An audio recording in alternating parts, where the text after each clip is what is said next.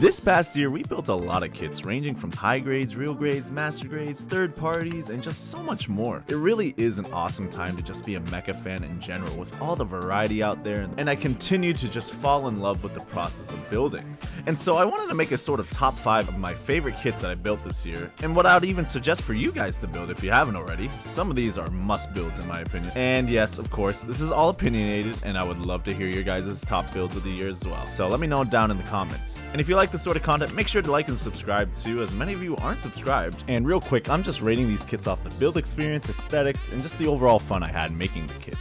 Okay, now onto the video and what I thought was my 5th best build.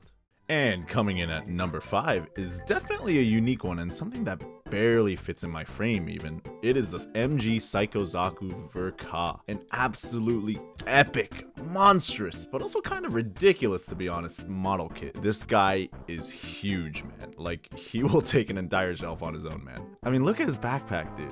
It is crazy. Every time I react to this guy, this is how I react. God, this guy is so big, dude. Oh my gosh, look at that. He's so big. Yeah. What is there to say about this guy? He's got a killer red, awesome decals, and just has this presence on the shelf like no other kit. He demands respect, even if I laugh at him sometimes because of just how ridiculous he is. I mean, the guy has an entire arsenal on his back, man. He is just so awesome. But I also do think he is a statue, which just means I don't really want to move him because something's gonna fall off, and if I try to pose him any further, I'm gonna be in for a headache, and I don't want to do that. But for the most part, this was a really fun but long project, so if you wanted something grand in scale, a piece that everyone in the room will see, I think this Psycho Zaku is the kit for you. On to number 4. Oh man, do I love GM suits. They're just some of the coolest designs in my opinion, but yeah, this is a really tough choice. I could choose the bootleg GM Spartans, that is kind of how a lot of you discovered my channel even, or some of these other or master grade GM builds that I also really love. There's just something about these Grunt suits with their visors and awesome weaponry that I just love the look of. But I think these high grades are going to get out of here for me because I'm a master grade guy and always will be, but these Spartans are beautiful, I will admit. And this gray Stormbringer, I just love the color scheming and clean panel lines this guy has. He's really cool, but I think I also have to remove him, which is gonna leave us with the Lyda Wolf GM Spartan 2. God, this guy is just so clean, and honestly, I forget if I panel line this guy or not, but he just looks so good. The decals are just so perfectly matching the suit, and the black and red accents is just one of my favorite color schemes with the off gray to make the separation really pop. Like, God, how can you not look at this guy and just see how clean he is? The funny part is I love panel lines, but this guy has almost none, which to me usually means less detailed, but I think this time around it just works. And he's just basically a stealthy sniper. He's also really easy to pose, and it feels like nothing ever falls off. But yeah, that's the Lyda Wolf, an awesome variant of the GM Sniper 2 that's unfortunately a P Bandai product, but you could also just paint a normal GM Spartan if you really wanted to. But yeah, on to number 3.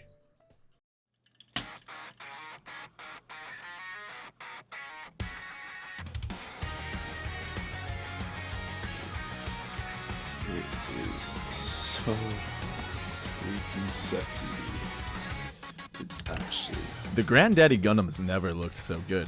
If I had to give someone a one-time Gundam experience, this is the kit I would choose. The build to the aesthetics is all just so well intentionally designed. The metal parts, LEDs, decals, part separation, it's honestly just the entire way through, it is just perfect. It's so easy to pose and play with and display. It's honestly a 10 out of 10 kit. I mean, look at this man's glare, dude. Are you kidding me? If you're not a fan of the more detailed Gundam, perhaps this isn't the kit for you, but for me, this is probably the best build that I've built so far. This is totally a project that's worth putting your time and money into, and honestly, I even panel lined and decaled up the back, which I never do for any kit, which should tell you a lot that I did for this one. And I even have other perfect grades, but honestly, just nothing compares to this one. This is the perfect grade experience. Honestly, I don't know what else to say, it's just an iconic must-build kit in my opinion, so enjoy this man's glare, and on to number 2. Off you go.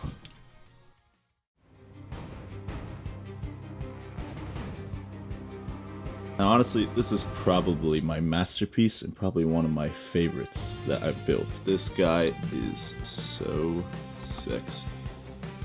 The RG Sword Impulse is such an iconic Gundam for me that I went and just put the extra effort of giving him a weather job, and it just came out with this cel-shaded look and it just looks so badass, dude. I'm so impressed that I did this even. It came out so good. I just feel like he's a veteran hero that's been through countless battles, and when you see him on the battlefield, you know the tides have swayed.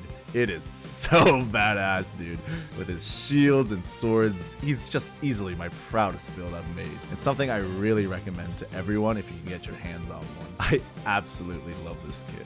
I'm literally just glazing him, dude. Like, I don't know what to say, man. He's just got such a killer red. Look at the red on this guy. He looks so good. I just love his intimidating glare and stance. It's just aura. And the Force Impulse design is just such a good design, in my opinion. I don't know what else to say. He's just such a cool Gundam. Even without the weathering, he is a really, really good build. Really recommend this one. But yeah, that's going to do it. And let's move on to number 1.